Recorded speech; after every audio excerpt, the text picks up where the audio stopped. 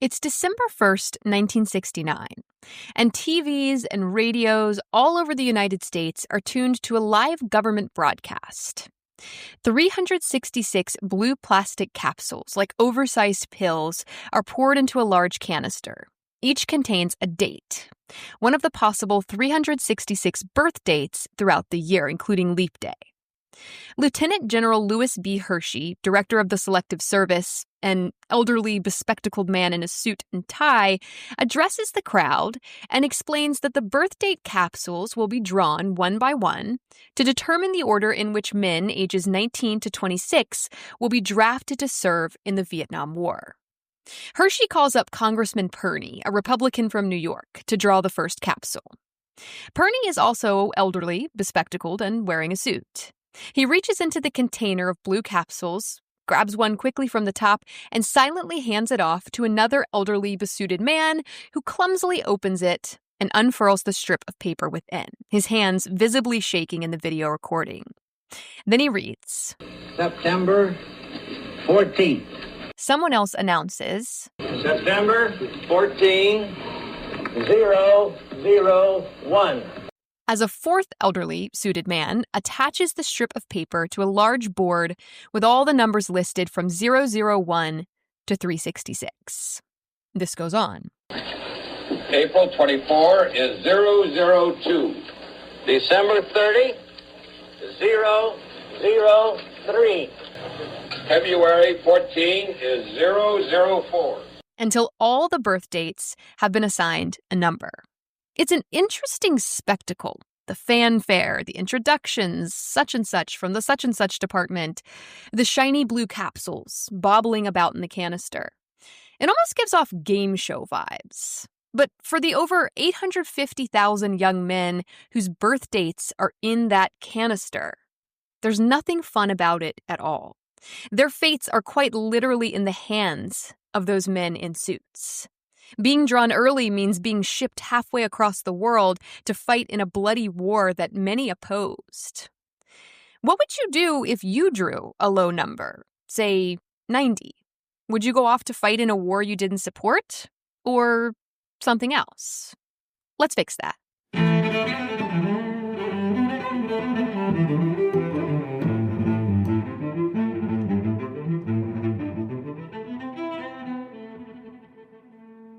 Hello, I'm Shayla Fontaine, and you're listening to History Fix, where I discuss lesser-known true stories from history you won't be able to stop thinking about. Tomorrow is Memorial Day in the United States, when we recognize those who have given their lives serving in the U.S. military. May is also Asian American and Pacific Islander Heritage Month, so with all that considered, Vietnam seemed an appropriate focus for this week's very special episode. Now, while I very much want to honor and remember the over 58,000 Americans who lost their lives fighting for their country in Vietnam, around 1/3 of them drafted, that's not exactly the focus of this episode. Instead, I want to explore a side to the war we don't often think about. That's what History Fix is all about, right? Lesser-known history, unknown history. I want to explore what happens if you're drafted, your birth date capsule gets drawn early, you know you're going to be drafted, but you also know you can't do it. You can't go fight in a war, kill people, lots of people, for a cause you don't believe in, a war you are morally opposed to. Because for many, that was the reality. So what are you going to do? What options do you have? I have a very special guest here today to help us answer that question. My name is Bruce Wasser. I'm a retired public school teacher, now living with my wife, author Fern Schumer Chapman, in Northern Illinois. And in my retirement, I help my sister edit college essays. And I'm a sports official in 4 sports: baseball, softball, volleyball, and basketball. Wow, so you're busy. You stay busy. I try to be, yeah. That's great. That's great. Bruce is the author of a book, a memoir called 90, A Conscientious Objector's Journey of Quiet Resistance, about his experience being drawn as number, you guessed it, 90, during the December 1969 birthdate draft lottery. And I encourage you all to read Bruce's book. I read your book, actually, and I loved it. I couldn't put it down. It was really, I loved how the storytelling was really, really well done. And I loved how you were able to include like all the necessary factual information, but it was this really engaging story. So with this interview coming up, I was like, oh yeah, I should probably read the book. That might help. And I downloaded it and I started reading it and I was like, oh wow, I actually genuinely enjoyed this book. I would have read this anyway. It was really, really well done. I'm so grateful. What a kind thing to say. 90 was low enough that with a number like 90, you were pretty sure that you were going to be sent to Vietnam. And in fact, they did. They drafted all the way up to number 195 that time around. But Bruce had a problem.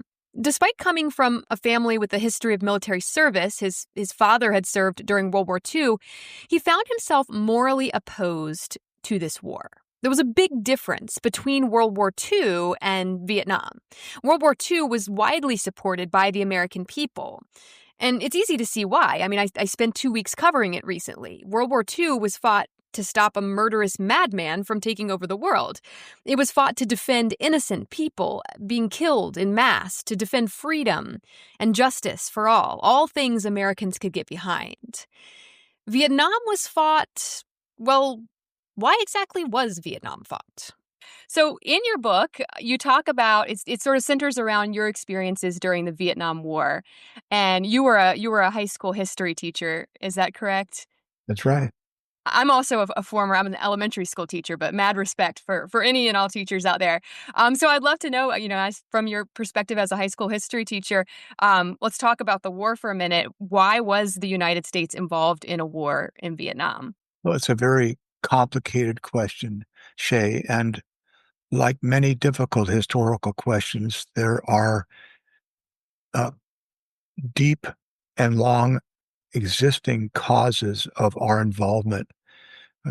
Southeast Asia at the end of World War II was still involved in colonialism, and France was the owner, so to speak, of what we now call Indochina. At the end of World War II, there were many movements of national liberation, and one was such in Vietnam. The leader of Vietnam, a man we now know as Ho Chi Minh, helped Vietnam declare its independence and ironically used our own Declaration of Independence as the basis of this. It posed a very difficult question for the United States, or at least it was perceived to be difficult. Should we honor the Vietnamese' need for independence and honor our own background as a freedom-loving people? Or do we support our oldest ally, France, with whom we had just fought in World War II to vanquish the evil of Nazism? And France's help to us in our battle for independence was crucial. Yeah. I think about the contrast between the public opinion of the Vietnam War compared to World War II, where the reason seems a lot more concrete. For World War II, it's like people can get behind the reason for fighting that war. And then with Vietnam, it's like it seemed like there was a lot of confusion over why we were even over there. Why are we involved in a civil war in another country? I don't know whether I don't necessarily agree with that. I think there was a clearly articulated vision as to why we were involved in Vietnam. This was a Cold War that was heated up between communism and called the free world. And the worry would be that if, at least in terms of President Eisenhower, Kennedy, and Johnson, these sound like old names now. This is a long time ago. They all believed in the dangers of appeasement. To let a bully take over a nation is only inevitable that that bully will want more. Mm. And we called that the domino theory, that if Vietnam fell, then the next country would fall, and eventually the dominoes would fall and San Francisco would be next to fall. Right. And so there was an articulate explanation why. It was just now in hindsight, and even then with critics, they said it was a fraudulent reason, a reason that had many, many holes in it, not the least of which would be seeing the Vietnamese people as literal pawns in this battle between communism and freedom, this alleged battle between communism and freedom. That's right. The U.S. fought a war in Vietnam because they were worried about the spread of communism, the domino theory, that once communism started to catch on, it would quickly spread to the rest of the world. Let's back up to the end of World War II for a minute to see how things developed in just a couple of decades. At the end of World War II, the United States was quite popular in Vietnam for having expelled Japanese forces. Vietnam was digging the U.S., even their communist revolutionary leader Ho Chi Minh. They were particularly digging the anti-colonial views of Franklin D. Roosevelt, U.S. president during World War II, who opposed the return of French colonialism in Vietnam. Like Bruce said, Ho Chi Minh even applied the U.S. Declaration of Independence to the situation in Vietnam as justification for their own independence from France. Because ever since the late 1880s, Vietnam had been a colony of France. FDR was like, hey, enough of that, and Vietnam rejoiced. Now, what he actually said was that all people had a right to, quote, choose the form of government under which they will live. End quote. But then FDR died, and Harry Truman became the next president of the United States. Truman did not share FDR's anti-colonial views, and ignoring many warnings that it would lead to bloodshed, he supported France's recolonization of Vietnam. And of course, it led to bloodshed immediately. Fighting broke out between France and the Vietnamese. For a minute, the U.S. was neutral, but then Truman said that U.S. foreign policy was to assist any country whose stability was threatened by communism. Which, like, to cast France as the ones being threatened here is so absurd. Who is invading who? But this conflict carries on throughout the Korean War, and as the Soviet Union and China, also communist countries, provide more and more aid to communist Vietnam. Truman's getting worried. The Cold War has him really freaked out about the Vietnam situation. According to Jesse Greenspan, writing for History.com, quote, U.S. involvement in the conflict would only deepen from there. By the end of Truman's presidency, the United States was funding more than 1/3 of France's war costs, a number that would soon skyrocket to about 80%. End quote. Why do we do this? Why? Do you think that stemmed from that fear of, like, the domino effect, letting someone get a start and sort of start to take over? Do you think that came from the trauma of World War II? You know, you have Hitler, they were sort of doing appeasement at first, and then he starts taking over, and they kind of let it get too far before they tried to stop him. Do you think that affected the opinions going into Vietnam, and they were a little bit over, almost reacting too strongly to what was happening in Southeast Asia? Perhaps, Shay, I think your audience, your listeners, may not understand the degree of fear that existed in the United States in certainly the decade and a half at the end of World War II. Mm-hmm. We had no sooner finished an extraordinary national commitment to defeat we called Axis powers, and we had another enemy looming. This enemy was Russia and communism. There was a war in Korea that was a very difficult, wrenching national experience in the early 50s. That fear was genuine. And how we faced that fear, it had ramifications and has ramifications even for today. In 1953, Dwight D. Eisenhower became president, and the following year, 1954, the French were defeated in Vietnam. They retreated, giving up their colonial reign. Eisenhower subscribed to the domino theory, which said that if one country fell to communism, then its neighbors would follow. And so he continued to involve the U.S. in Vietnam, even though he wrote in his personal diary, quote, I am convinced that no military victory is possible in that kind of theater, end quote. Vietnam is divided into North Vietnam and South Vietnam, with communist Ho Chi Minh in charge of the North and pro-Western leader Ngo Dinh Diem in charge of the South. Greenspan writes, quote, Though Diem proved corrupt and authoritarian, Eisenhower called him the greatest of statesmen and an example for people everywhere who hate tyranny and love freedom. More importantly, he also supplied Diem with money and weapons. By the time Eisenhower left office, open fighting had broken out between Diem's forces and the so-called Viet Cong, communist insurgents in the South who were backed by North Vietnam.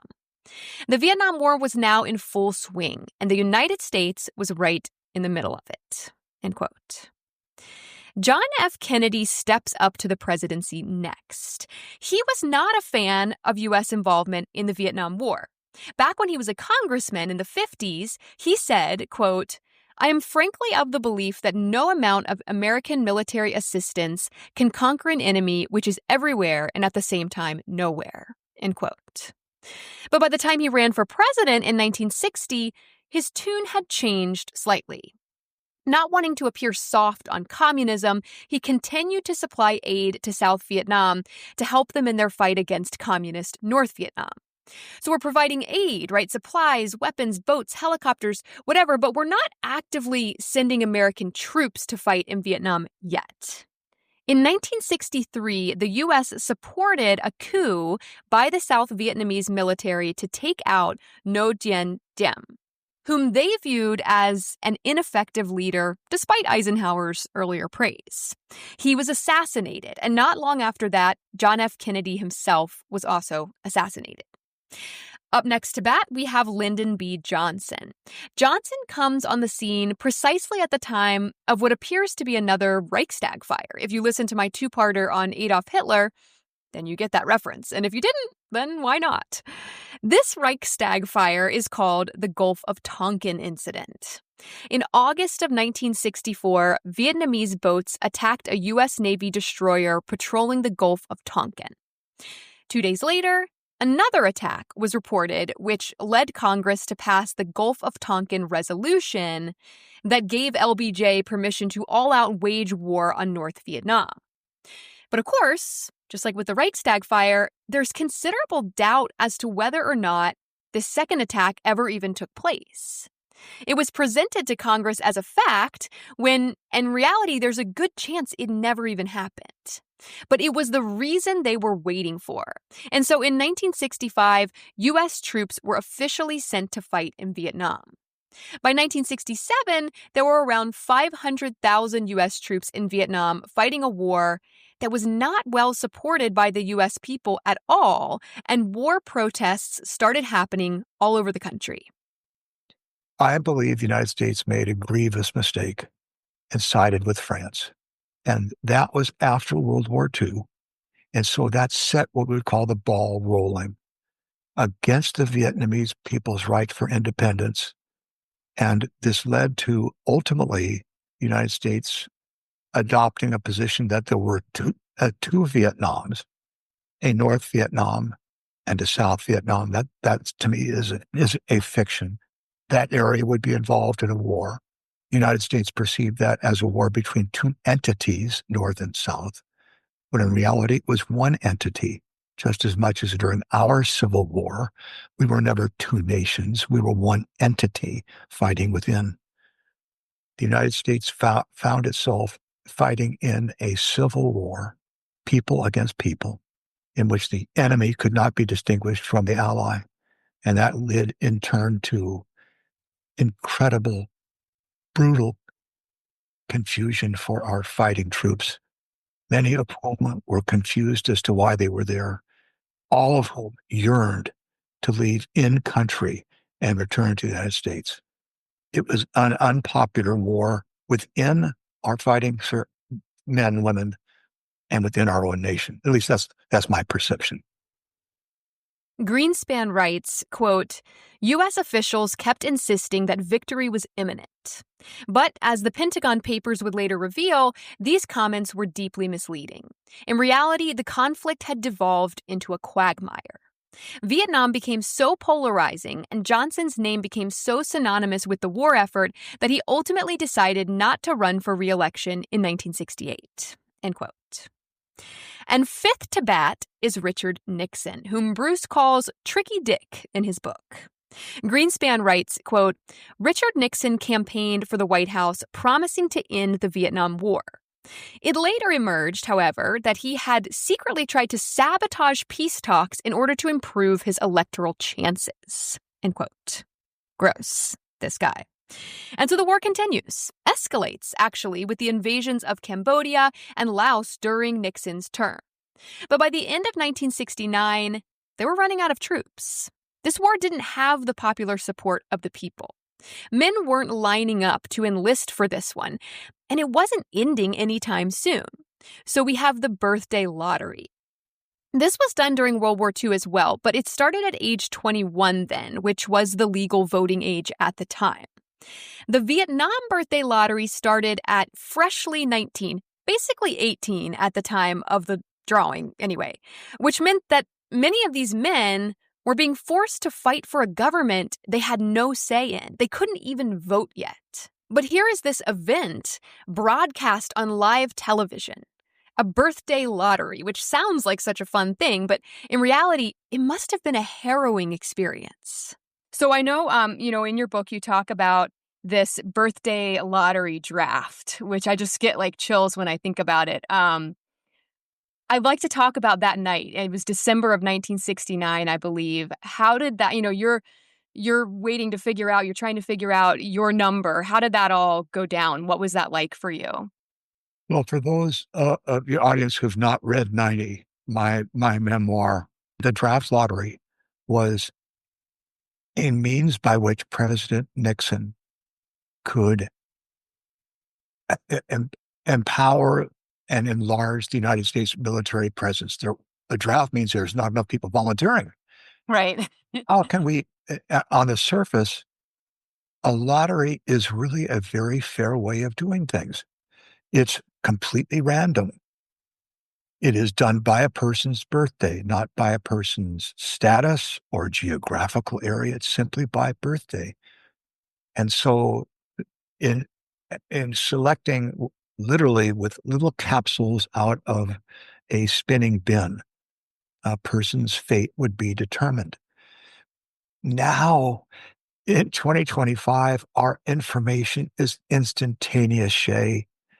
We have the access to data that was inconceivable in 1969.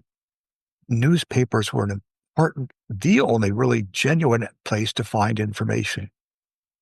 Well, that evening, the event is broadcast, and there was chaos immediately, Shay. When numbers were announced and birthdays, we were confused if the date was the number before the date was said or after. And so we're trying to watch. I was trying to watch on TV. We couldn't hear. People were shouting at televisions and swearing. It was absolutely chaotic. And we couldn't find our true number. I was a sophomore at the time at Princeton. A junior at the time. I was very frightened. I didn't know where to go. And eventually I wandered into the basement of the dorm where I lived as a sophomore. Outside the radio station, there was a teletype machine that spit out reams of paper, everything from sports scores from my beloved Boston Celtics to national news. And eventually I found out that my birthday, April 18th, aligned with the number 90 in the draft lottery. Yeah. At that time, now this was, and I'd like to make an aside, and I mentioned this in the book, it was an extremely acute, wise decision by President Nixon. If a young man had a high draft number, and at that time, anything above number 240 would be considered high. That man, in this case, it was only men, that man would not be drafted. Mm-hmm. Almost, it makes sense that person would lose unless he was really committed to the anti-war movement. Why should he be involved? He's free. he's never going to be bothered. He Yeah. can pursue his life's dreams without any impingement. That's a brilliant move by a president who wants to kind of defang or diffuse an anti-war movement. I think it was very cynical, and it worked. It helped diffuse a large number of people who would have been passionately involved. I was overwhelmed with that number. I knew I knew I would be drafted. And I walked around the campus that evening. It was an early December evening. And Shay, it was a beautiful night. The skies were almost clear. There were a few flakes of snow falling. Princeton is a very beautiful campus. And I walked up and I heard joyous shouts from dorm rooms. It made sense to me. It hurt to hear it. This was not a night of celebration, because for those who celebrated, there was always going to be somebody else who wouldn't be. And I had to come to grips that this number was going to influence my future. I had made application for conscientious objection in June of 1968. So that's a year and a half prior. That was done as a response to the murder of two men who were very important to me, Robert Kennedy and Dr. Martin Luther King. After Kennedy's assassination, within a day, I made application for conscientious objection, feeling that I could not tolerate any kind of violence. That violence had ripped Kennedy and King away from me. I had used both men, as readers will find out in the book, as surrogate fathers to my own dad, who passed away in 1965. But, Shay, there was no direct consequence for my applying for conscientious objection, because at that time, I had a student deferment, Right. about which I felt then, and still do, a great degree of guilt. After all, only the more affluent members of society could have claimed a student deferment. Defer means to put off, and it allowed me to put off the consequences of my application for conscientious objection until 1971. And in truth, I didn't much think about it until after I made the application. There was no need to reclassify me. I had what was called a student deferment, and would have that until 1971. But that December night meant that come 1971, I would have to face the music and see if I would be classified as a CO. Right. And so from what I understand, up until that point, pretty much you had needed like a religious reason in order to get that CO classification. Were you able to like work that into your application, or how did you kind of explain to them why you felt like a conscientious objector? How were you able to express You're that? correct. You're correct. Up to that point, roughly up to that point, conscientious objectors had to have a religious basis for their objection. Your listeners may say, well, who would that be? What groups of people? The Society of Friends, commonly called Quakers, Mennonites, Seventh-day Adventists. These are members of a formal religion whose doctrines prohibit the bearing of arms. These men would be granted conscientious objection. But there was a sizable group of men whose value system, whose belief system that took the place of religion did not permit them to fight. Well, that would have been me. And in my writings to the draft board, I talked about the pain that I had losing King and Kennedy, my belief in nonviolent civil disobedience, my belief that nonviolence could change the world. Those are the things that I wrote to the draft board. Mm-hmm.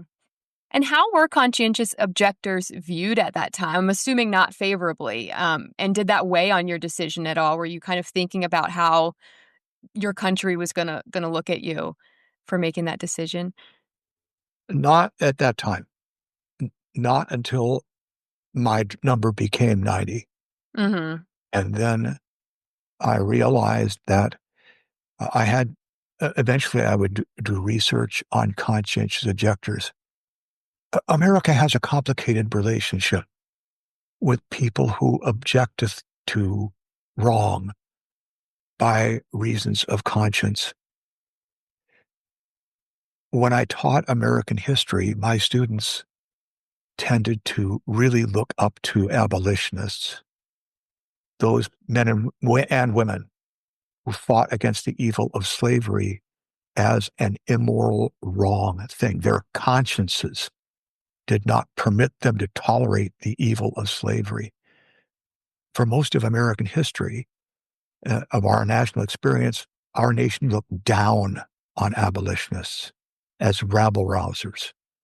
They were not seen in the light until the revisionist historians of the 1960s rehabilitated their image as very heroic figures. Mm. We COs in World War I and II were seen as cowards, not honorable people, Mm-hmm. yellow, weak, making other people do what should have been our obligation. There were over 8 million men and women who were in the armed services during the Vietnam War. Not all of them fought in Vietnam. A little bit short of 3 million did. There were 170,000 of us who were classified as COs. That's about 2% of all the fighting people who were in the armed services. We're not a big group of people. Right. I think in Vietnam, over time, COs were seen as it was more okay to be a CO in Vietnam than World War I or II. Still seen as kind of weak. We didn't have the courage to, other people were going to take our jobs, are going to march in our place. But I don't think there was quite as big a stigma nationally. Now, in my family, there was. I was not, it was not an honorable decision that I made. Mm-hmm. Yeah. What about, I know if you had not gained that CO status, were you prepared to, I guess the only other option would be to just, dodge the draft, I guess it's called, or avoid it, not show up, go to Canada, whatever. Were you prepared to take that action if necessary? No, in a simple word. I think about 100,000 men and maybe their loved ones left the United States to go to other lands. And I think they went out of a broken heart and out of anger. I would never call them draft dodgers. Mm-hmm. I call the president of the United States a draft dodger. I would never call the men and women who fled the country. They were anguished. They could not tolerate what their country was doing. And so they gave up their citizenship. Now, Shay, that was inconceivable to me. Inconceivable. This country had welcomed my grandparents, my great-grandparents, who fled persecution on the basis of their religion. They loved America. They gave their hearts to this country. They believed in the premise of social mobility. So you have my grandmother Rose, who as a child came with her family fleeing Tsarist Russia, and their grandson goes to Princeton. There's no other country in the world where that kind of social mobility would exist. So for that reason, and for reasons of my profound belief in the greatness of the American experience, the ideals of liberty and justice and equality for all men and women, I would never forsake this country. Never. That meant that if I did not become a conscientious objector, I wouldn't go underground. I wouldn't flee the country. I would probably go to jail. And that really scared me. It shouldn't have, but it did. And my beloved professor at Princeton, Martin Duberman, who has an important place in the book, tried to comfort me and say, many Americans have gone to jail for their belief. He would say, Dr. King went to jail scores of times for his beliefs. You can too, if it comes to that. But it frightened me. I have to be honest with you. It frightened me that I'd disappoint my mother, that I would become a felon, that I would not be able to vote. I probably wouldn't be able to be a lawyer that was my dream at that time. So I was really scared. I can't, there's no other way to address that. I was scared. I wish I had the moral courage where I wasn't scared, but I was. In 1970, soon after the birthday lottery, Nixon began sending ground troops into Cambodia to try to cut off North Vietnamese supply lines. I talked about this back in episode 72 about the Khmer Rouge, how U.S. involvement there in Cambodia helped indirectly lead to the rise of a brutal, tyrannical government that systematically murdered around a quarter of Cambodia's population. Yeah, that happened. But at the time, when U.S. troops are, first entering Cambodia in 1970, we don't know that yet. We don't know it's going to lead down that road. And yet, this expansion of the war, which we had been promised was soon coming to an end, prompted significant protests from the American people, especially on college campuses, like Princeton, where Bruce was currently studying, and notoriously at Kent State University in Ohio, where the Ohio National Guard opened fire on unarmed protesting students, killing 4 and injuring 9. Let's talk about what happened at Kent State University. This is another school. You're a college student at that time. How did that affect you at Princeton? How did that affect, your life as a college student? Did it affect your outlook on the war or your opinion of the U.S. government, this tragedy at Kent State? Kent State was a massacre of students. And I was a student. And I felt that if it could happen at Kent State, it could happen at Princeton. It could happen on any campus where there were men and women who were standing up against the war in Vietnam. It was an electrifying moment, and I think it galvanized a galvanized protest, Shay, and made people feel that they must work all the harder to end the war, but that we could become its victims as well on our campuses. Right. Probably increased the fear and just sort of the angst of that situation. Oh, without question. Without Yeah. question. Now, you had a complicated, you lost your father when you were 15, and then you had sort of a complicated relationship with your mother. Will you sort of unpack that for me? I was the oldest child of 3. I had 2 younger sisters. My mom was a very bright but very frustrated mom of the 1950s and 60s. This was before the women's liberation movement, before there was great strides for women's equality. I think Mom was very ill-suited to be a housewife and a mother. She was very bright. My father was a veteran, and I don't think my mom ever understood why I wanted to be a conscientious objector. It was just befuddling to her. But I think animating all of it was her absolute panic that she would lose another man, the only other man that was in her family. I look at things now, I'm 76, and I can look back and see things more from her perspective, Shay. She didn't want anything bad to happen to her son, and she would move heaven and earth to make sure that nothing bad would happen to him. Of course, she didn't ask him. I'm speaking of third person. She didn't ask me what I wanted.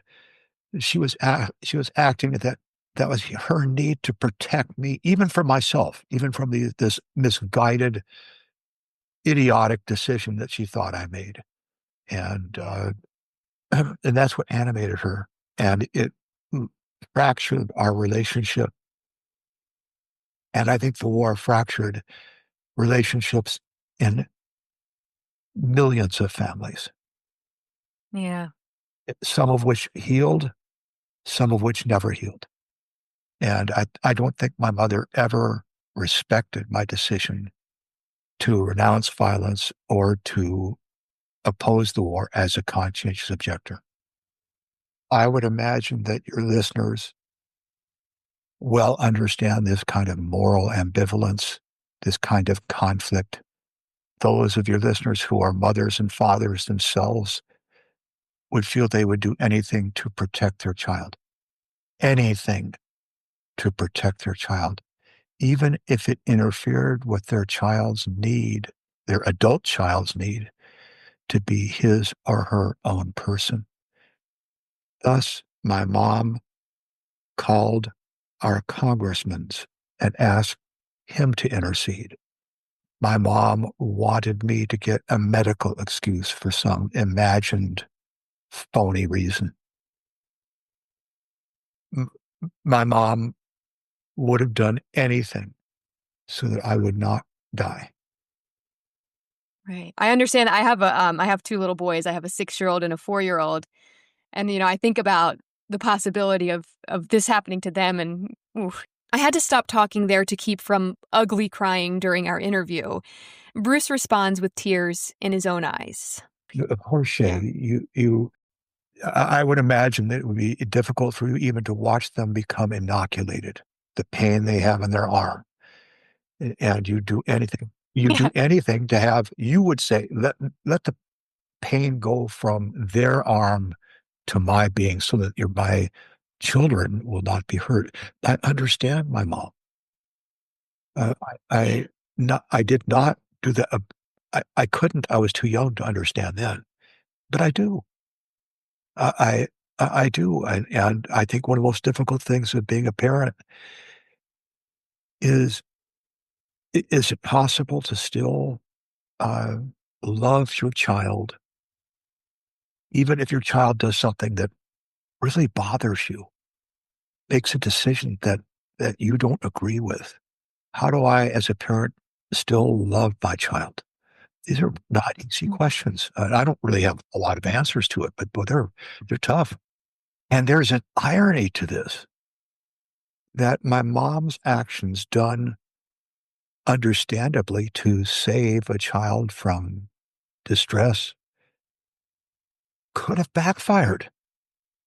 If your readers, if those of you who read the book, will find that in my communication with the draft board, the wonderful secretary at our local draft board said, your mom is hurting your chances. She can't do this. It's interfering. It's meddling. And of course, mom didn't see it that way. She just saw it as, I've got to get my son out. And if I can pull a string for a congressman who give the draft board a call and say, get my kid out, I'm going to do that. So she didn't understand that what she was doing may have backfired. That's what she wanted at all. These are large historical events: Vietnam War, conscientious objection, protest. But they're reduced sometimes to the most important person-to-person communications and decisions that we have. So I think when I taught, I tried to bring the war down to a personal basis. What does one person have to do? How does this impact one human being? Mm-hmm. That was Yeah. Yeah. And so you did end up getting CO status. And from what I remember, you were like one of the first to get that in your area, at least without a religious reason. Is that correct? I was my draft board, and there were 170,000 COs, Shay, during the Vietnam War. That's a pretty good number. If you lived in liberal areas of the country, being classified as CO would be a lot easier than if you were living in a conservative part of the country, the San Francisco Bay Area. would be considered a more liberal part of the country. Pockets of New York City, large urban areas would have areas that would be very progressive, very liberal, anti-war. And their draft boards would reflect that. Not San Diego, which at that time in the 1960s was still a rather small city. And San Diego today is a, Wow. a large, it's a big time city. It wasn't in the 1960s. It was very much in the shadow of Los Angeles, just 100 miles to the north. And it had an extremely conservative draft board, extremely conservative. I had no chance, Shay. Now, despite the fact that the Supreme Court had made two decisions broadening the definition of conscientious objection, the secretary said, don't get your hopes up. The draft board, these are all of them were veterans, all of them. Yeah. And Wow. they didn't look kindly on long-haired, left-leaning students from the East Coast who were making application for CO. Right. Without a religious reason, Without a right? religious Yeah. reason. Yes, Right. Yeah. Judaism has no formal prohibitions against warfare, so they couldn't make. Right. Yeah. And so you did get that status, and then you're serving this alternate service, and you're basically washing dishes, right, for like this medical facility. And that part in the book really struck me because here you are, that you're a Princeton graduate, you were accepted into Stanford Law School, and you're washing dishes, and the doctors are like, what is this kid doing here? And it really just kind of illustrated to me sort of how that system was failing, and it seemed like we could have been doing a better job, playing to our strengths, using our talents in a better way. It seemed like your talent was kind of lost or wasted in that position. But then I started thinking about, if we're going to play to our talents and use our strengths like that, then we have to ensure that everyone has an equal opportunity to gain those talents. And I started thinking about the civil rights movement, and you kind of touched on it when you talked about feeling guilty about your deferment. And I'm thinking about all of the Black men who didn't have equality in education, and they didn't have the opportunity to attend college to get that deferment. And I think you talk about in the book how often Black men who were drafted didn't fare as well as white men, and they didn't have the option of deferment a lot of time. And so then I'm kind of just spiraling, thinking about this, and how did the civil rights movement and that sort of awareness that people are starting to realize, how did that sort of mesh with the war and affect opinions of the war at that time? I washed laboratory glassware in the Palo Alto Veterans Administration Hospital for 2 years, from 1971 to 1973.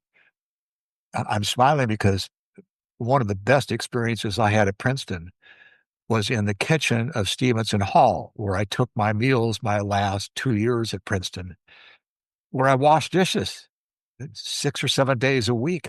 So I was well prepared to be a laboratory glassware washer.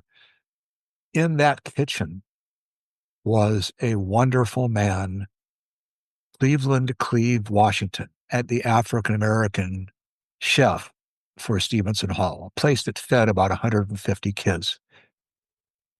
Cleve took me under his wing. He was a good man to me. He saw how upset I was. And he talked, and when we talked about the war, he was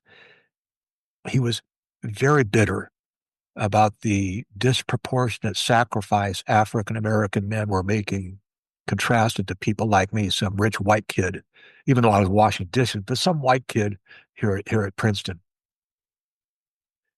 He told me not to waste my life, that he expected things from me. So washing glassware was not really a come down for me. I listened very carefully to some of the language that Dr. King used about people working. He would say that regardless of your job, I'm going to paraphrase, be the Michelangelo of what you're doing. If you are a garbage collector, be the Michelangelo of all garbage collectors. And so I was going to be the best damn dishwasher there would be at the Palo Alto Veterans Administration Hospital. And so I felt one of the sidelights of that is I was able to read. I felt terribly undereducated compared to some of my dear friends at Princeton who were very well read. I wasn't. It's what allowed me to start a lifelong love of American literature and reading about the character of this country. And so the civil rights movement, with its courageous commitment to nonviolent civil disobedience, was the standard that I took with me to washing dishes, and the standard I tried to take with me when I became later on a teacher. I really related to, you talk in the book quite a bit about how you didn't really feel like you fit in at Princeton. You felt kind of like an outsider, and, you didn't come from a wealthy family, and many of the students there did. And I really related to that. I went to UNC Chapel Hill, not quite on the level of Princeton, but I had a similar experience because I was very frustrated by a lot of the things that you touched on. It felt like, UNC is a fairly liberal school, and it felt like a lot of the students there were concerned about these social injustices and inequality, and yet at the same time, they came from a very wealthy, privileged, family, and they were sort of benefiting from this system that they were so worked up about. And I felt this strange kind of like hypocrisy amongst my fellow classmates there, and I sort of picked up on that in your experience at Princeton as well. I had thought we would go on talking about both feeling like outsiders at our respective universities, but Bruce latched onto something else entirely that I think really illustrates how strongly morally convicted he is as a person. Something I had said didn't sit right with him. I went to UNC Chapel Hill, not quite on the level of Princeton, but yeah, that. And he couldn't help addressing it. Shay, I want to say something. My father, who died when he was 42, would not be considered to be an overly educated man. He went to Georgia Tech for a year and then left to fight World War II. Dad would say, "Son, they put their pants on one leg at a time, just like you." I don't think people that go to Princeton are necessarily any smarter than people who go to school any other place. I believe that's one of the things I learned. In fact, I think sometimes students who go to community colleges, state universities, less famous or less elite universities, they're every bit as good and sometimes better than the ones in the Ivy League. Don't be beguiled by a school. It doesn't mean anything. In fact, it may mean the wrong things. Right. And I mean that wholeheartedly. I wanted, when I taught in a public school in California, at Newark, a working class community in the Bay Area, I wanted my kids to go back to Princeton. I wanted them to go back with a chip on their shoulder and say, "I'm every bit as good as you." But that was not, I went there because the history department was phenomenal. And I had professors who were extraordinary, but it was the wrong place for me. It was the wrong place. Yeah. Too much wealth, too much expected power. And that's not a healthy thing, not a healthy thing for a democracy. So I feel at best ambivalent about my Princeton experience, but I don't like to hear anybody say, "I went to a certain university, but it's not as like Princeton." I reject that. I think and I would tell my students, wherever you go to school, you sit in the front row. You make eye contact with your professor. You work as hard as you can. You become an agent for your own education. And that can be at any classroom, anywhere in this country, anywhere in the world. You sit in the front row. Don't be passive. Yeah. Engage your professor, engage your brothers and sisters in the classroom. And so I think you can get a great education anywhere you go. Bruce completed his alternate service as a conscientious objector at the Palo Alto Veterans Administration Hospital, washing laboratory glassware for 2 years in place of deployment to Vietnam. Although he attempted to get his acceptance to Stanford Law School deferred until after his 2 years of service, the dean rejected his request. Perhaps the American public's negative views of conscientious objectors had caught up to him at last. What Bruce called a complicated relationship. America has a complicated relationship with people who object to wrong by reasons of conscience. It certainly makes you wonder if his deferment would have been granted if he had been off fighting in Vietnam instead of washing glassware in Palo Alto. Like somehow killing people, even innocent people, for a cause he didn't believe in was better than being a conscientious objector. That giving in to violence against his own morals would have made him worth keeping as a student at Stanford. Bruce never did attend Stanford. He never did realize his dream of becoming a lawyer. Instead, he did, in my opinion at least, something possibly even more meaningful. He became a history teacher. But he did something else too, something you might not expect, considering his own complicated history with it. He served as part of the selective service system, the draft board. In his memoir, he explains that he felt it was important for a conscientious objector to serve on that board, to balance it out. The Vietnam War eventually came to an end, much, much later than promised, and not at all with the outcome that the government had hoped for. Greenspan explains, quote, "In January 1973, just as the Watergate scandal was heating up, Nixon finally ended direct U.S. involvement in Vietnam, saying peace with honor had been achieved. As it turned out, though, fighting continued until 1975, when North Vietnamese troops marched into Saigon, South Vietnam's capital, and reunified the nation under communist rule." End quote. After all that, some 20 years of violence, billions and billions of dollars, over 58,000 Americans dead, and another 153,000 wounded, an uncountable number of Vietnamese dead, both military and civilian, with estimates ranging into the millions, all that, and the United States still lost the war. Their ultimate objective had failed, and communists prevailed anyway. The consequences of the Vietnam War were far-reaching. As Bruce explained, this war tore families apart. It turned countrymen against each other. It irrevocably changed the course of so many lives, including his own. But for Bruce, that redirection wasn't such a bad thing. In his book, he teaches his students about the Vietnam War by simulating a birthday lottery. The list of birth dates and their numbers is readily available. In fact, I've linked it in the description. My birthday is October 11th, which would have made me number 237. Safe. I would have been one of the lucky ones. In his history class, Bruce had each student tell him their birthdays, and then he told them their numbers.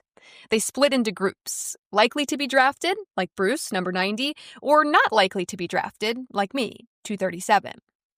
One student in particular is clearly affected by this exercise in a way that only truly effective instruction can bring about. Amy Hashimoto has been given the number 27, and it's struck a chord. Amy drew a low number and immediately seemed to carry the weight of it in her entire being, Bruce writes. Mr. Wasser, she begins. I don't say this much. In fact, I don't say it at all. I know I'm always critical of America in class. Now dropping her gaze, she says softly, I actually love America. I love it a lot. She shakes her head. My number is 27, but I can't serve, she snaps. I won't. I can't kill. It's not who I am, Mr. Wasser. Tears tumble from her hazel eyes. Then she looks up at me and says pleadingly, Mr. Wasser, this isn't fair. Our eyes lock, and my stomach churns. Amy can't fully fathom that 3 years before she was born, the fates of hundreds of thousands of 19-year-olds rested on a lottery drawing. Their draft numbers confronted American boys with their first adult decision, a defining moral choice that they had to make for themselves. Each had to decide whether to serve, to find a way to dodge the draft, perhaps by leaving the country, or to announce himself to the world as a man incapable of fighting. The draft lottery of December 1st, 1969 upended the lives of many young men, including mine. It's the reason I stand here today in this lively high school classroom, proud to be Amy Hashimoto's history teacher. I know, Amy, I nod, though that scarcely conveys how my heart aches with empathy. I know it isn't fair. I hope that you will read Bruce's book, 90, A Conscientious Objector's Journey of Quiet Resistance. I've linked it in the description. He talks a lot in the book about his relationship with his father and how the death of his father when he was just 15 years old affected him so deeply. And he also mentions a lot of other men, famous ones like Robert Kennedy and Dr. Martin Luther King Jr., but also men that surrounded him at Princeton, like Cleve, the African-American chef of Stevenson Hall where he washed dishes, some of his professors who left a lasting impact on him, and his high school basketball coach, the surrogate fathers who took him in and helped to guide and shape him as he entered adulthood during a tumultuous time, a task his own father was tragically unable to carry out. At its heart, 90 is a book about fathers and the challenges a young man faced when forced to go on without his. I think it would make an exceptional Father's Day gift if you're lucky enough to have a father figure to gift it to this year. In fact, I just ordered a copy for my own father, who's probably listening to this right now, in which case, sorry for ruining the surprise, Dad. It would also make a great book for a book club because there's just so much to unpack. Really, 90 is a coming-of-age tale. Not just for Bruce Wasser, a junior at Princeton who, on a beautiful but chaotic night in December 1969, learned his number, 90, a number that would consume him and shape the rest of his life. It's also a story about the coming of age of a country, the United States, a country torn over international issues and alliances, but also issues within, the civil rights movement, and what exactly does liberty and justice for all mean? What is freedom? Is Vietnam free if they remain under the oppression of French colonialism? Are Black Americans free if they don't have the same rights and opportunities as white Americans? In the end, the Vietnam War taught us many important lessons as people, as individuals facing conflict amongst ourselves, but also as a country, so desperately in need of awakening, a coming of age.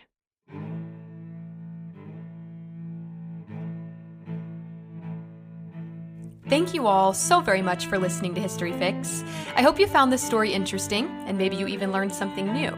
And a huge thank you to Bruce Wasser, author of 90, A Conscientious Objector's Journey of Quiet Resistance, which I have linked in the description and highly, highly recommend reading. Be sure to follow my Instagram at History Fix Podcast to see some images that go along with this episode and to stay on top of new episodes as they drop.